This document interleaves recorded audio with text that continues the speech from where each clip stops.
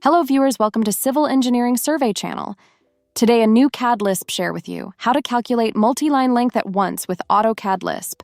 Watch the complete tutorial to the end, make sure subscribe our channel for next coming update, and push the bell icon for notification. Now good luck, watch complete tutorial how is use this new LISP.